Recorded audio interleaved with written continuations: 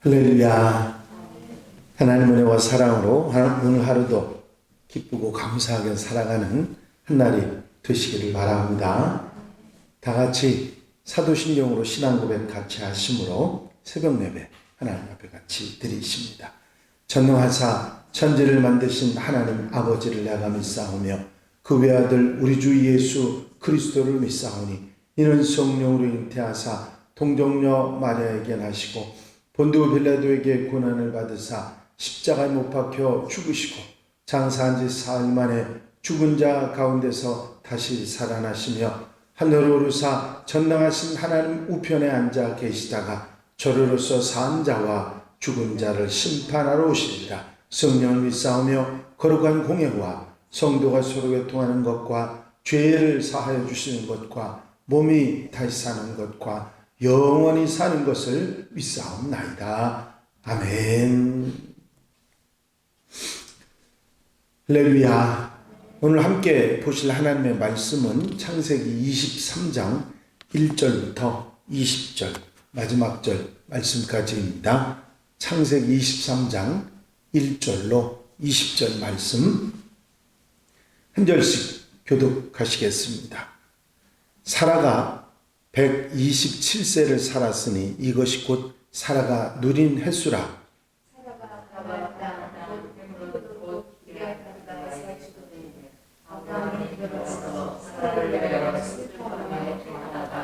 그 시신 앞에서 일어나 나가서 헷 족속에게 말하여 이르되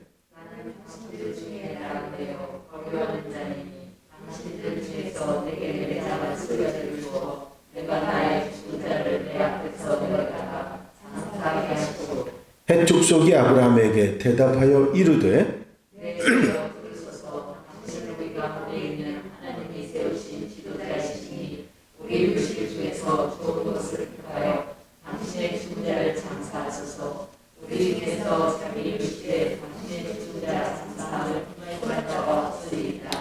아브라함이 일어나 그 땅 주민 헷 족속을 향하여 몸을 굽히고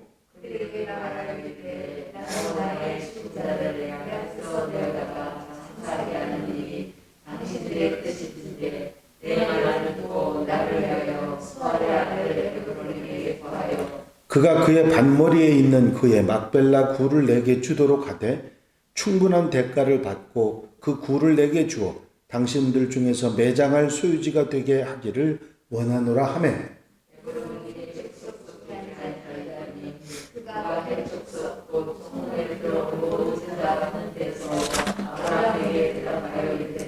내 주여 그리 마시고 내 말을 들으소서. 내가 그 밭을 당신에게 드리고 그 속의 굴도 내가 당신에게 드리되 내가 내 동족 앞에서 당신에게 드리오니 당신의 죽은 자를 장사하소서.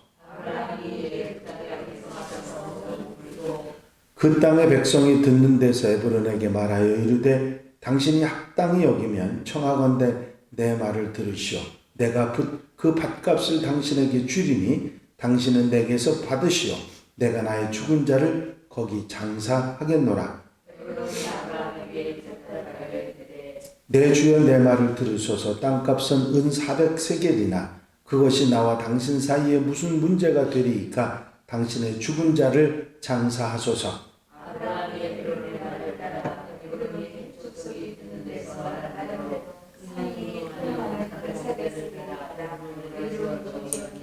마므레 앞 막벨라에 있는 에브론의 밭 곧 그 밭과 거기에 속한 굴과 그 밭과 그 주위에 둘린 모든 나무가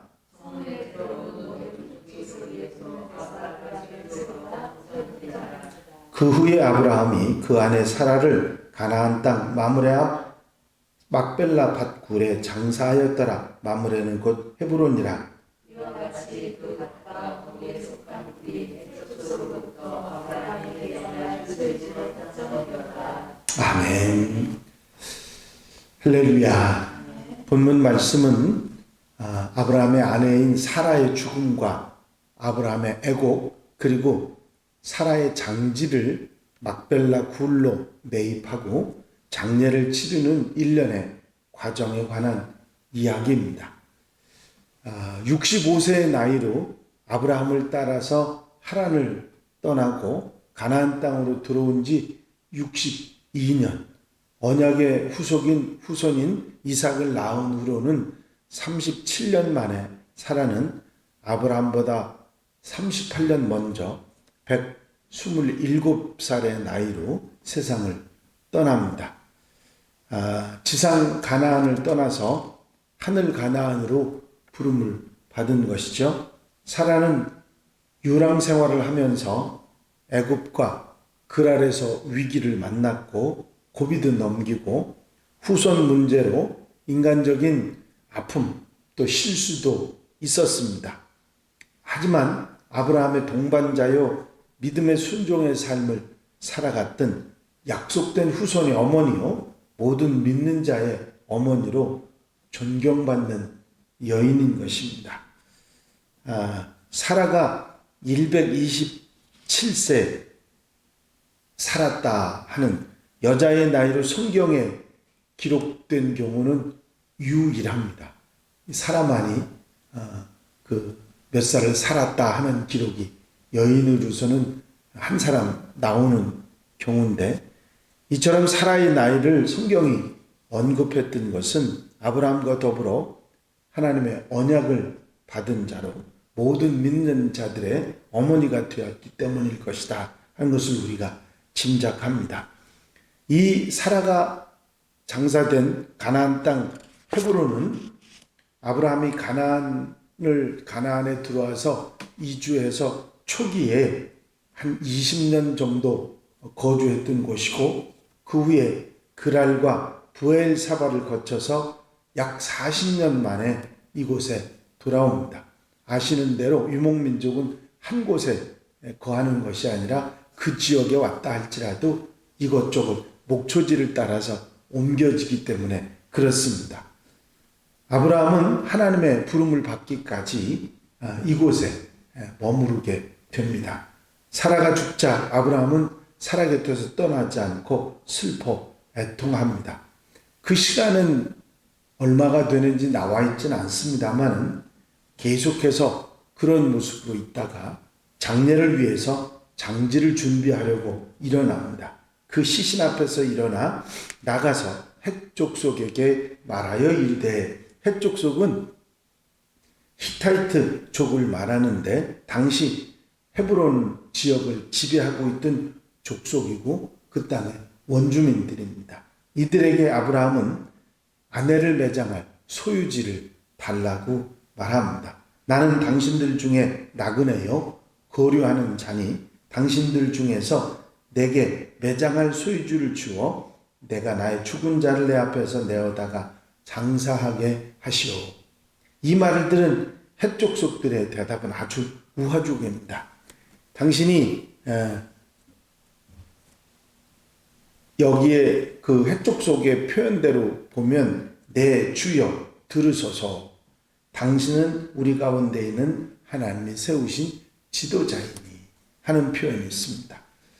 사실 아브라함과 달리 롯은, 그 조카였던 롯은 이방 사람 취급에 무시당하고 잘못하지 않고도 책망을 받는 그런 위치에 있었지만, 아브라함은 당신은 우리 가운데 있지만 하나님께서 세우신 지도자라고 하는 그런 인정을 받는 그런 모습입니다. 이방인으로서 우리와 우리 지역에 함께 살지만 하나님께서 세우시고 인정하신 특별한 지도자라 하는 인정을 받았다는 것이죠. 이것은 아브라함이 자기 욕심에 이끌려 자신 생각대로 롯처럼 살지 않았고 믿음으로 하나님의 뜻에 순종하며 살았기 때문에 하나님께서 그를 높여주셨기 때문입니다. 사라와 아비멜렉의 일들로 인해서 더더욱이 확실하게 하나님께서 택하신 지도자라 하는 것을 그 지역 사람들이 알고 있었던 것이죠. 하지만 그렇게 그들이 인정을 했다 할지라도 아브라함은 그들의 대답을 감사하면서도 그 땅을 무상으로 받는 것이 아니라 대가를 치르고 매입을 하겠다는 의사를 표현합니다. 그리고 그 장소, 위치, 그리고 그 소유자, 누구의 밭이라는 것까지 분명하게 말해서 이것을 매듭을 짓고자 합니다. 소알의 아들인 에브론이 소유한 막벨라 굴과 그 굴이 속해 있는 밭 모두를 매입하겠다. 그렇게 의견을 제시한 것이죠.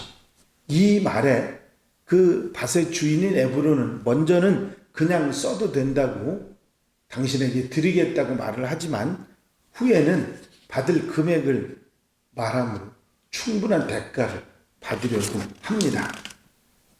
아브라함은 에브론의 말을 듣고 그 말 그대로 그 막벨라 굴이 있는 그 밭 땅을 삽니다. 아브라함이 에브론의 말을 따라 에브론이 헷 족속이 듣는 데서 말한 대로 상인이 통용하는 은 400세겔을 달아 에브론에게 주었더니 하면서 아예 밭값을 다 치르고 그 밭을 삽니다. 이제 아브라함은 사라를 하나님과 만나며 살아가던 마므레 앞 막벨라 굴에 매장을 하고 사라가 제일 먼저 그 막벨라 굴에 장사 지내게 되고 그 다음에 아브라함, 이삭, 야곱, 요셉까지 매장하는 장소가 됩니다.